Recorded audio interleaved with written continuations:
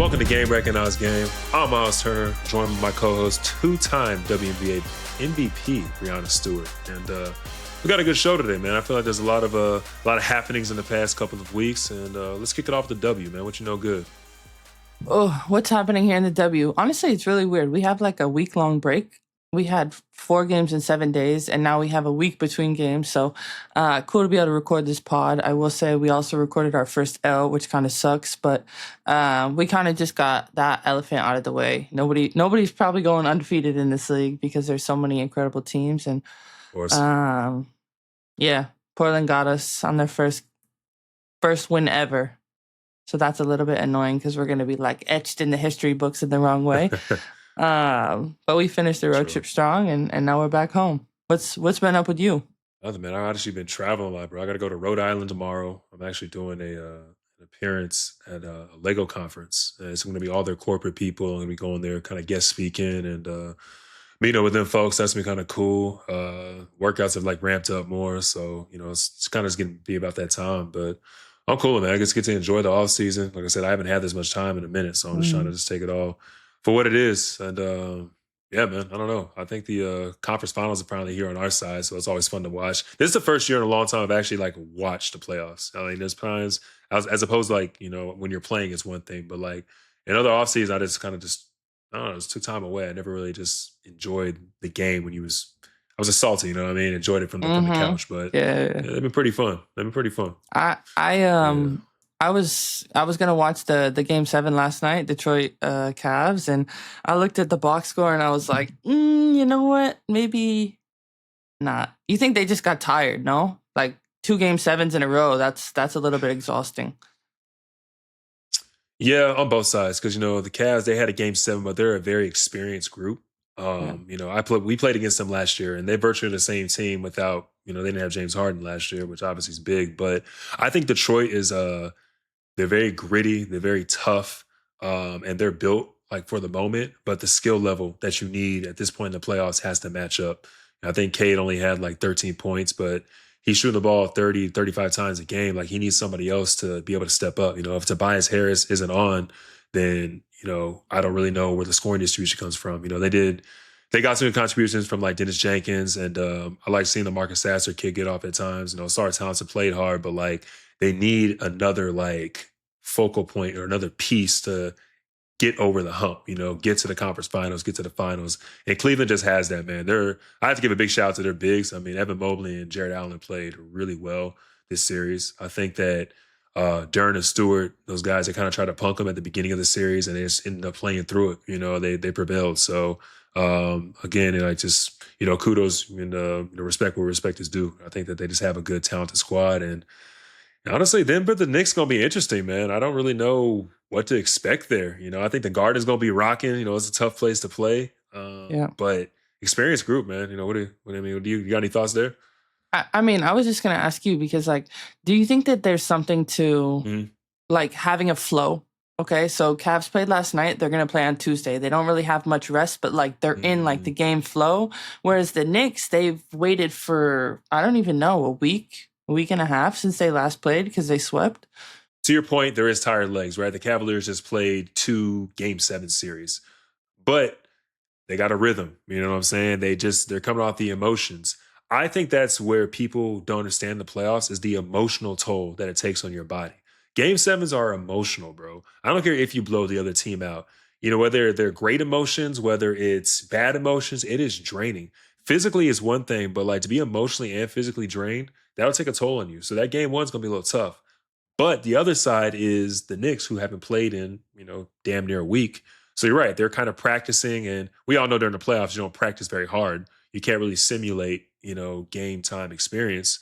You just kind of have to depend on, your culture and your coaching. And at that point, and obviously just willpower at that point. So I think that there's a slight edge to the Cavaliers there. But, don't underestimate the emotional toll like that goes on during the playoffs and how much that can drain your body and drain just, your wherewithal. Oh my gosh, I remember this like so badly, so vividly. We weren't in game 7s because we had best of 5 series before, but it was like game 5 Phoenix versus Seattle. I was in Seattle, and it's like it's exhausting because it's like schematically you're thinking Yeah. about all these things, you're breaking down all the plays, and then it's like you're also trying to just like fight through because of the fatigue. Uh, it's Mm-hmm. for like the listeners and the viewers, it's really hard to explain, but like um, when you have every single play kind of clipped as how you're guarding it and how you're doing this and where are you forcing this defender, it's mentally and physically tolling, like you said, for sure. Undoubtedly, man. And I just think it's funny, man. I look at the Knicks roster and they're kind of built for the moment, in my opinion. You know what I mean? Like you got guys like Mitchell Robinson that you need to start or come off the bench and really just go out there and just be a bruiser. You know what I mean? He's a big body. I mean, he's probably Yeah. like 7 foot, 270, 275, you know, and he can just lean on Mobley, lean on guys like Jared Allen, right? Then you got a really good backcourt with guys like Josh Hart, and you know, kind of like in Jose Alvarado coming off the bench that can really go out there and just pick up, you know, your Donovan Mitchell's, your James Harden's full court and, you know, make them come off the ball. It's a luxury to have a shooting big, you know, like, you know, Yeah. Carl Towns and whatnot, who can kind of stretch the floor and open up the offense. But like you have that hard hat big, like I said, and they also have Huck Porty come off the bench as well. I liked him playing against him this year because of his contributions as well. So it has the makings to be a really good fight it out series. I'm gonna give the slight edge to the Knicks. Nixon, how many? I'll say Knicks in. I'll say Knicks in 6. I'll say Knicks in I 6. was That'll be gonna my say that prediction. too. I was gonna Uh, say that. I'm with you on that because I don't think it's not gonna be a sweep. It's not gonna be no blowout, this, and that. No. Like I think every game's gonna be decently close. I think the first game, to your point, is gonna be tough for both sides, you know, coming off what they're coming off of. But in general, like as you know, Stewie, like playoffs are about matchups. You know what I mean? I Yeah. look at Detroit versus Orlando in the first round. Those were great matchups. Like Paulo Mhm. Banchero and like Kay gave us like a duel for the fucking ages. That shit was like fun to watch, right? Then you go back to this series with Cleveland and Detroit. Again, it's about matchups, and that's the reason why you know it went all the way to 7. And Yeah. the same thing here. I think they match up really well. You know, side to side, bar for bar. So we'll see what happens, man. You know, it should be fun. Last question on this: like, who do you think is the X factor in this series? I'll go for both sides. I think for the Knicks, the X factor, I think the cop out answer is Josh Hart. Everybody's going to say that. Mine is Mikal Bridges. I think that he hasn't had the best playoffs per se, number wise, but if he can get hot, they're a completely different ball club, in my opinion, because Yeah. you have so much more to worry about. When Jalen Brunson starts breaking guys down and getting downhill, or if he's double teamed and he can hit his swingman and he starts hitting, that opens up the entire series for the Knicks. Obviously, OG Anunoby, I think he's been battling, I'm not sure if it's a hamstring or battling Yeah. something. So he's been having a really good playoff. So I wouldn't call him an X factor, but I'd say my X factor is probably Mikal Bridges for the Knicks. And then for the Cavs, I'm either going to go with Sam Merrill. I think he was really big for them last night in the game 7 that I watched because when he gets hot, I mean, you got shooters everywhere. You know what I mean? I Yeah. think don't know how many threes he hit, but he had like 23 something points. And Sam Merrill is more than just like a spot up shooter. Like he can kind of, he's good with movement and he's actually tougher than he looks, kind of get downhill. So I'll give him that. And potentially Max Struess. I think that he's one of their tougher guys. Yeah, I think he's one of their tougher guys, man. He picks up full court. He's gritty. I mean, he hits big shots. And, you know, when James Harden is getting a double team or Donovan's getting a double team, you got to have somebody that's going to step up. We'll see who that is. I think also defensively, he can like get in Brunson for a little bit too, and just like make it tough, you know. But let's see, because game 1 at the Garden is gonna be nuts. Oh, dude, I can tell you from firsthand experience, bro. Like there is nothing like Oh my a playoff gosh, in the Garden, bro. Like Tell that me shit about is that. insane, bro. I want to talk about that. Yeah. So it's funny, man. You know, my dad's from New York. He's from Queens. So he grew up a Knicks fan, right? And he grew up obviously hating the Pacers because, you know, being a Knicks fan and all the Reggie Miller days, this and that. So We played them 2 years in a row, one in the semifinals and obviously last year in the Eastern Conference Finals. And it was such a dream come true for him because obviously he wanted to be on this stage, but he gets to live vicariously through me. So I mean, it's amazing for him. But from a personal experience, like it's the Mecca, bro. And I really rock with Knicks fans because bro, like they're just real, bro. Like they love basketball, right? And your front row, it's gonna be all the celebrities. Any celebrity you can think of, all the ones you watched on TV, your rappers you listen to, recording artists, anything, they're all gonna be right there front row. So sometimes that's kind of the shock and awe thing. It's like, oh, that's such and such. Like, I know it's funny. I think some people may know who this is, some people may not. You know, it's funny that I know who she is, but I was like chasing a ball out of bounds, you know, it's like saved it, and I saw Anna Wintour, and I was like, oh, it's like Devil Wears Prada type. Yeah. Yeah, that's fire. You know what I'm saying? Like it's just random like cameos, you know what I mean, that you'll see of people sitting courtside. But it's like to the fans, like they just I respect the way they rock because like if you're a good player, like they're gonna give you your respect. You know what I'm saying? Because like they'll talk a little, you know, they'll gas you, but at the end of the day, it's like, nah, man, yeah, you what's up, man? You next up, man. You can hoop, bro. This, and that. But if you're playing like, they gonna let you hear it, bro. They gonna like you suck, you trash, B the out of here. Like they gonna let you like hear that. I feel like for both sides though, like they're ruthless. They're ruthless. Even if you play for the Knicks, they're gonna let you know if you don't show up. Oh yeah, yeah. They'll boo your ass in a heartbeat in the first quarter. Yeah. So yeah, I think the Garden is there's no other basketball experience like it, especially that time of the year because you're damn near the only show on TV. It's primetime hoops, and everybody wants the Knicks to win. It's good for the league if the Knicks are winning, man. It's a huge market. There's people who travel all over the world to come to Madison Square Garden. So I don't know, man. I think it's just there's no experience like that, you know, in the NBA myself playing in the Garden. It's beautiful. I loved it when we used to play there. Like we used to play Liberty used to be at MSG. So like until the size bought out the Liberty, they were at the Garden. But yeah, even in college, like playing there was really, really cool. Okay, moving to the other series, Spurs versus Thunder. What we think? That one's like about to Yeah. happen right now. Yeah. So this one is fun for me, man, because you know, obviously during the season, the Spurs won that like 4-1. If you include the in-season tournament, they beat them 4 times to 1, right?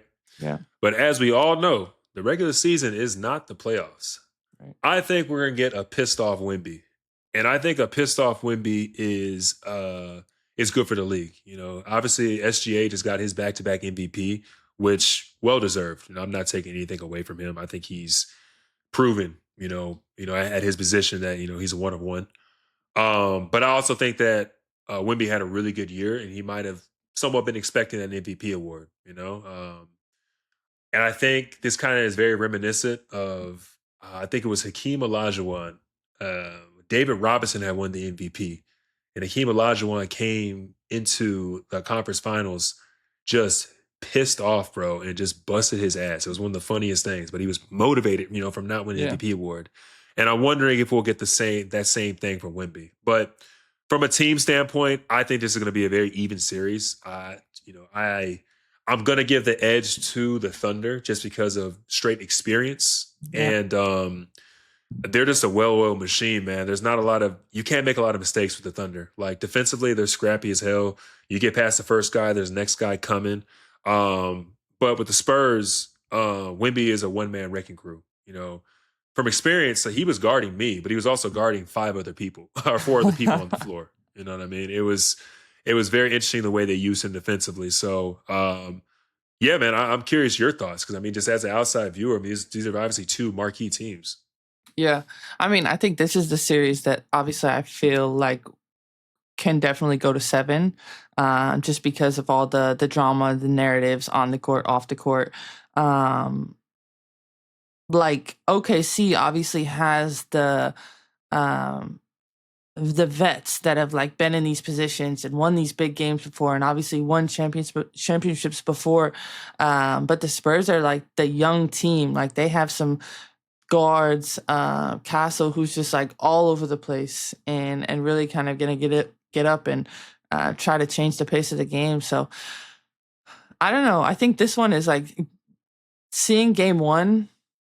is really gonna like give you an idea of what to expect in the series. And obviously, like what you want to do if you're the away team is you want to steal one on the road, right? Because then you go back Yes, home feeling a lot more absolutely. comfortable.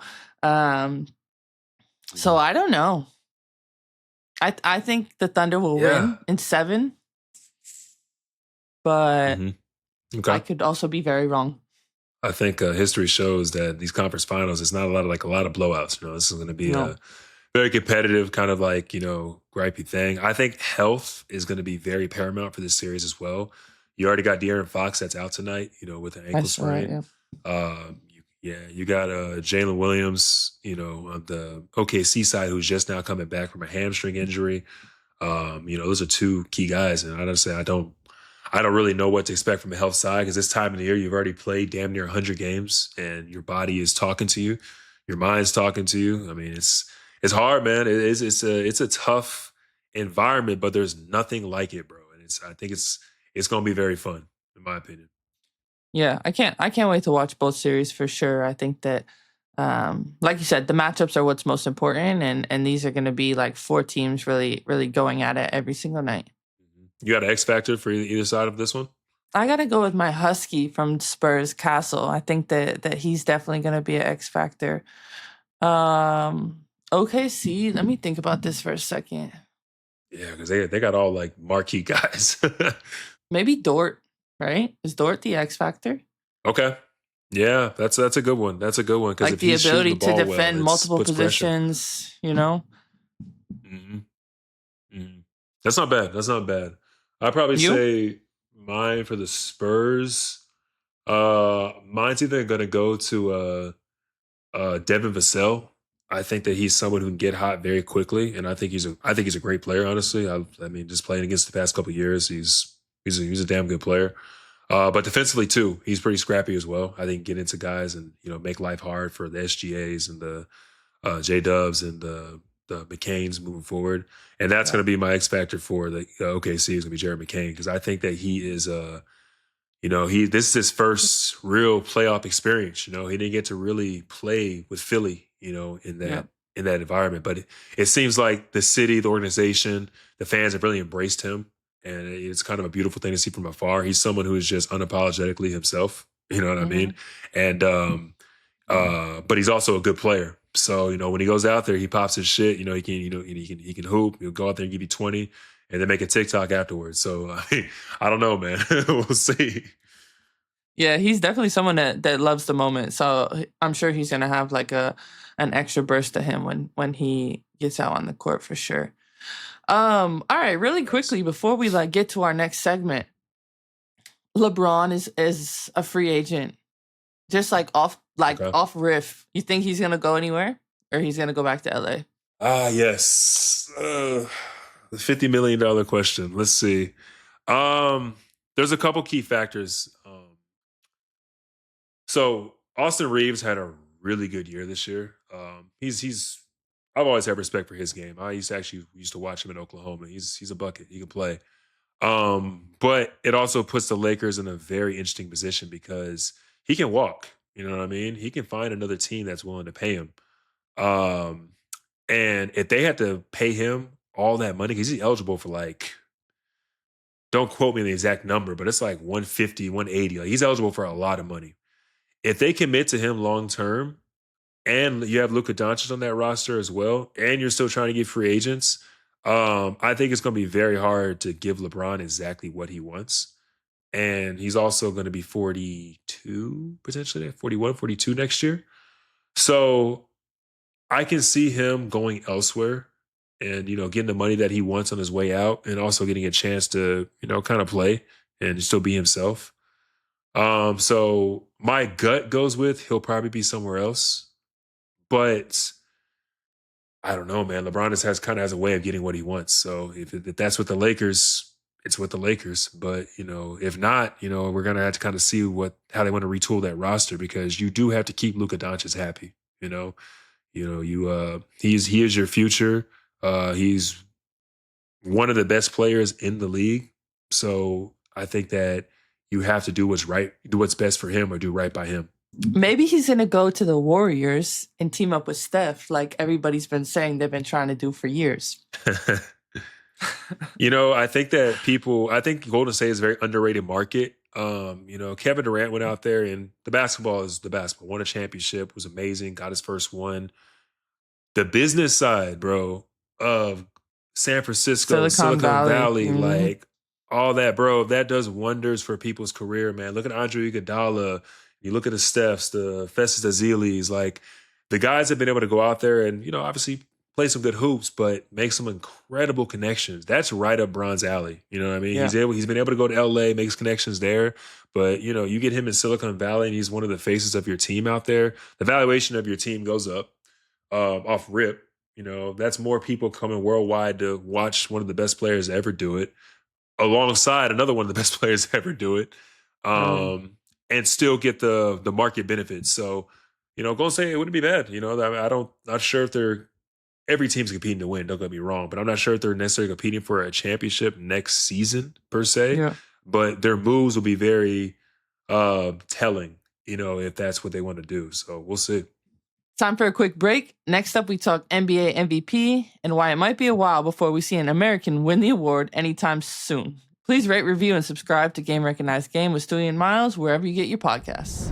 Welcome back to Game Recognized Game with Stewie and Myles. And, we alluded to it a little bit earlier, talking about the MVP race, but we saw Shai got back-to-back MVPs. And we kind of have a ongoing thing here, man, ongoing theme, if you will. The last American to win the award was James Harden all the way back in 2018. And the game has grown. You know what I mean? I think it's definitely in an international game now. I'm not going to give them the nod because we've obviously won the past couple gold medals. But it's becoming more and more and more and more of an internationally grown game, and they're starting to take over, to say the least. The world is taking over at that. So, for context, second place was Jokic, Serbia. Third place was Wemby, France. And then fourth place was Luka, Slovenia. And then fifth was Cade here in the great state of Texas, Arlington, that is. So, we're pretty far off, so what are your thoughts there? I mean, tough competition. I feel like, obviously, shout out to SGA for winning back-to-back MVPs. I think that it's a hard thing to do better than you did the year before, and he did that. I also would like us to circle back to however many episodes ago when we voted. I think you said SGA would win MVP, right? And I said Cade. Yeah, that sounds about right. And listen, I was trying to I was hoping for something American. Yeah, I'm with you. I would have loved that shit. Yeah. But I don't know. Obviously, they're all like top talents. They're all international superstars.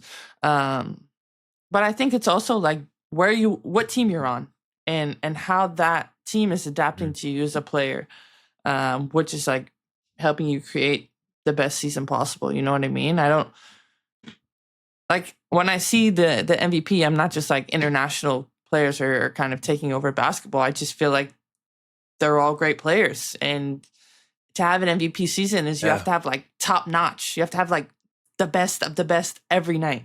To that point, like I kind of want to talk about how the international basketball has taken over because, you see it, man, when you've had firsthand experience, when you go and play in the Olympics or the World Cups, like they're right there. I mean, France has given the men and women problems over the past couple of years, and the world has definitely caught up, to the talent level, that we have here in America. I don't think that I'm biased, bro, and I'm America as fuck, so I don't think they've like surpassed us, but I'd probably say that their youth development is at a much better stage than our youth development is. I think here in the American way now is to, start recruiting kids in second grade and making mixtapes for kids in second grade. And, it's become more highlight culture than it has actual development and teaching of the game. And it's definitely hurting us. Whereas you go to China, you go to Serbia, you go to France, and these kids are like machines, man. It's actually really incredible to see. If you see their workshops and their camps, and kids subconsciously start to pick up things so much quicker at younger ages. So you actually feed them the right things, they're going to turn out to be the Wembys of the world, the Jokic's of the world. So youth development is something I think that they have surpassed us in, and overtaken us in. I definitely agree. I think that, like what I see from youth development here in the United States is a lot of people are like putting these cameras and putting these kids on social media and creating mixtapes and like all these things, and it's kind of like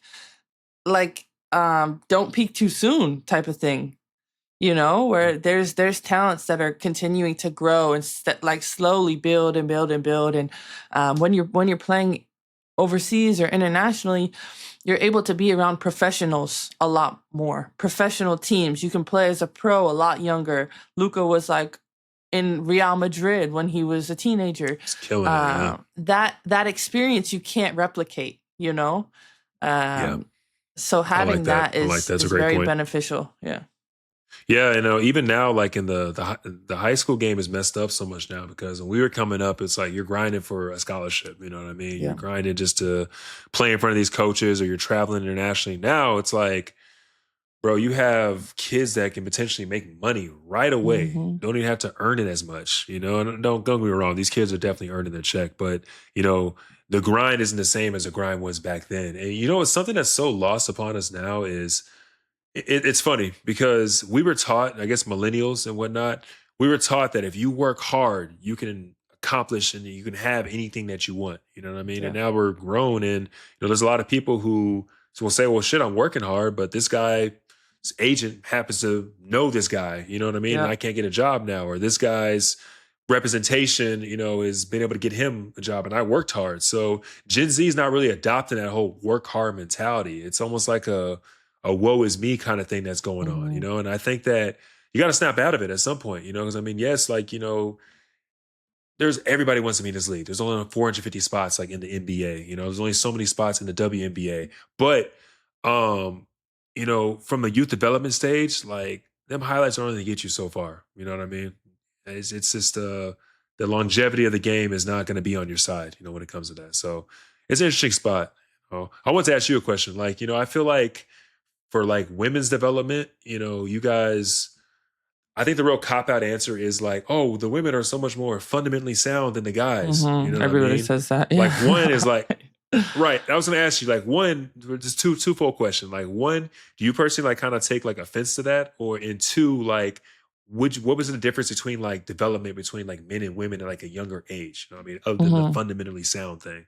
Yeah, I mean, I feel like people say that like women are more fundamentally sound because they just don't want to say that men are more athletic. You know what I mean? Yeah. Yeah. It's like we're some of us can play above the rim, but like not all of us. I think that we have to like pay attention more, you have to really figure out what you're good at because you can't always rely on like athletic ability to like get you over that hump or get you a spot in the league or things like that. But I don't know. It's an interesting question for sure. And I think that do I like it?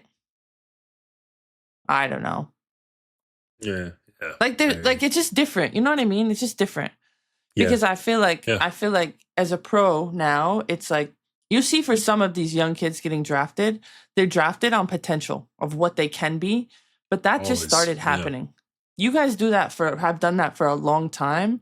So we're able to like have a moment where players can come in and they can build. They're not expected to like make an impact right away. Whereas, if you're a top pick, listen, you come into this league, you need to make an impact right away. You need to prove why you're number one pick. Yeah, that's real, man. I appreciate that insight because I just think that, again, it's just such a cop-out, when I'm hearing arguments about, the women's and the men's game. It's like, oh, yeah, well, the women have to be so much more fundamentally sound than the guys because they can't rely on their athleticism and this is that. And it's like, I don't know. I don't know. So I was just curious, like, your perspective on it. So, yeah. I think it's, you want to be a smart basketball player. You want to be able to like make reads. I think that on both sides, you see players that have come along the way from youth, right? Youth development, gone through high school, gone through college, whatever, and still can't like make reads based on pick and roll schemes and stuff like that, where it's like, Right. That's probably the problem. That's probably where things are getting lost. Is like internationally, they're repping this. They're working on it, and seeing different schemes and different coverages all the time, and it's like that experience you just can't recreate.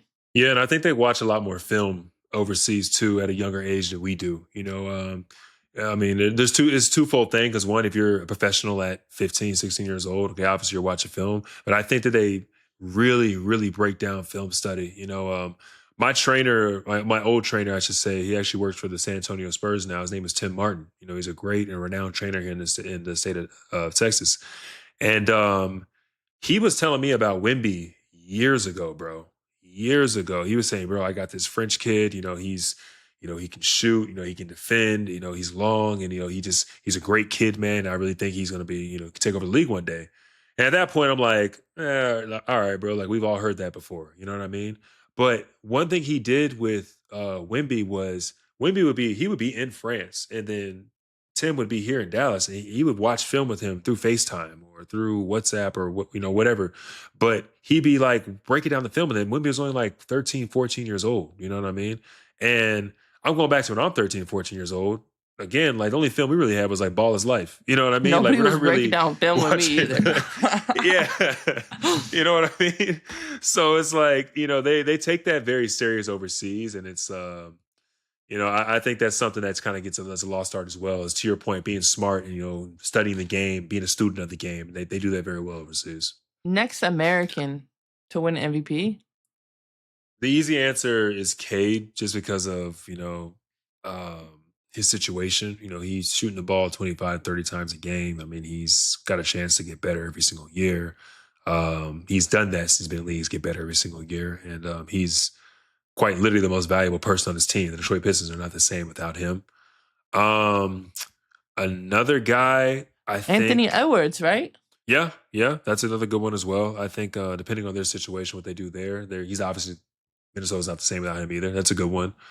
I still got to give Jaylen Brown some grace too. I think that what he showed this year was pretty damn impressive. This is supposed to be a quote unquote like gap year for the Celtics, and although they did, lose in the first round of the playoffs, they had an incredible season, and he was ahead of the snake, for all of that, and he held his own, and he's someone who I think has a potential to potentially win an MVP one day as well. I think those are all great choices. But I don't feel like it's like America versus international. You know what I mean? I just think it's like great players, and like everybody's from kind of different places. That's just how it is. Listen, man, if it's a slow news day, it's something great to argue about. But to your point, it's about the purity of the game. You know what I mean? If there's one player that's obviously, taking the next step or is playing at a high level, it doesn't matter where he's from. You know what I mean? The ball's orange at the end of the day. That's all we really care about. And speaking of MVPs, man, let's just talk about this a little bit. I've seen that Shai, the past couple of years, he won MVP. He got his boys, I think, Rolexes last year. Then you see this year, he got them APs and trench coaches and all sorts of stuff. So you're a WNBA MVP. What'd you give your teammates? I didn't give my teammates nothing. I was in a different tax bracket at that point. My first MVP, I was making like 4,000. Fair? Like no cookies, no nothing? I don't know. I don't know. Listen. But when it happens again, I got them, okay? Like, but whoa, no. Big talk, big showing. I like that. An AP would be fire. APs are so expensive. They're expensive as hell. They appreciate really nice, but I think the ones Shai got them, they were like, I could be wrong, but they were like $28K or maybe $30K each. So where did he get them? A Royal Oak? He's a great teammate. I believe it was a Royal Oak. That's the AP I'm most familiar with, at least. So, I mean, that's a shout out to you, man. Shit, you spit that off quick. Yeah, you're watching. Because I have one. I have an AP. Yeah, talk that. Yeah, I know. I'm sorry to my teammates that I didn't get them present. I'm going to get them present next time. We'll see. We'll see. Time for one more break. Next up, we go Stewie's Parent Corner and Myles making things happen for his hometown. Welcome back to Game Recognized Game with Stewie and Myles. And Myles, talk to us. What's the big thing that's happening right now with you at home? Yeah, no, I got a couple big things happening, man. As you'll know, I'm from the Dallas-Fort Worth area, the DFW Metroplex, Bedford, Texas, to be exact. And, community is something that's always been very important to me. I have some very special things going on at my high school, but not allowed to talk about that yet. So, we'll get there before training camp, I promise. I got some big things coming there. But what I have done, I've actually partnered with Empowering the Masses. And that's a nonprofit food bank here in Dallas that combats food insecurity through like food distribution and empowerment programs. And for me personally, I'm going to donate $1 million, and that could Wow. potentially help feed Minnie Mouse. That's 9 to 10 million meals, just from that donation itself. From the food insecure, and food insecurity is something that's always hit home. With me, I have my nonprofit, so it's called WARM, and it stands for Workers Role Models. And that's always been centered around the homelessness and food insecurity. So that was an Indianapolis-based thing in Milwaukee, and I wanted to bring some of that to Dallas. And Empowering the Masses, I've actually donated to them. It's funny. It's funny how stuff goes full circle. So about 4 years ago, some dude was talking online basically after a game and whatnot. And I'm a petty motherfucker at the end of the day. So I actually found him on Venmo, and I donated him a penny and said, yo, here's a penny for your thoughts. And I was like, wait a second. Like I can make something out of this. And I actually started a Venmo basically for Dallas. They had just got hit with a really bad ice storm. Like people went without power for like weeks. People were, struggling because Dallas doesn't get very cold, but when it does, like it's like a snowpocalypse down here. So through that little penny for your thoughts thing, I got people to donate a bunch of money, to the Venmo thing. And it all started from some guys, talking noise. And I was able to actually send those funds. It ended up being like, it was like $100,000, man. I ended up sending all that to Empowering the Masses. So that's when I got started with them back in the day. But yeah, no, there's just a food pantry here in Dallas that I'm very passionate about. And I'm just kind of excited just to start a partnership up with them and, just to support, my community. I mean, shout out to you. That's incredible and really inspiring. Just the way that you're continuing to make an impact everywhere you go. $1 million is like a lot of money, and to know that that's going to feed, I think you said 9 to 10 million meals. That's insane, and I know that a ton of people are going to benefit from that. So you don't need me to say this, but thank you for that. Absolutely, man. I appreciate that. All right. Well, let's we haven't done this in a while, man. What's up with the kiddos, man? Let's kick it to Stewie's parents' corner. What you got for me? My kids, they just came to my practice yesterday, right? And I didn't practice yesterday. Nice, I was just like, we have like a lot of time in between games. So I was just out. Mm-hmm. But I was sitting, I was sitting in a chair. And the moment they walked in, they were like asking Marta, like, Mama, why is mommy sitting? And Marta told him that I was in timeout because I wasn't listening at practice. So now anywhere that they go, they're telling the nanny, the teachers, like that I don't listen in practice and I was in timeout. So like, when that coach told you like, don't sit down in practice, like stand up, I should have stood up because now my kids think I'm just in timeout all the time. So impressionable, man. That's hilarious. Like, have you ever brought your kids up like to the podium or anything like that? Or you see a lot of players starting to do that nowadays and whatnot. And it's, have you ever done that like a post-game interview or anything? I brought Ruby with me to my MVP announcement, but she was like very quiet, very timid. I have not brought either one of them in their like wild stages, but that's something that we can try. We can see how that goes. I'm sure that'll be a nightmare. The best kind of nightmare. I love it. Exactly. All right, y'all. Thanks for checking us out. It's been another great episode. Please rate, review, and subscribe to Game Recognized Game. See y'all next time.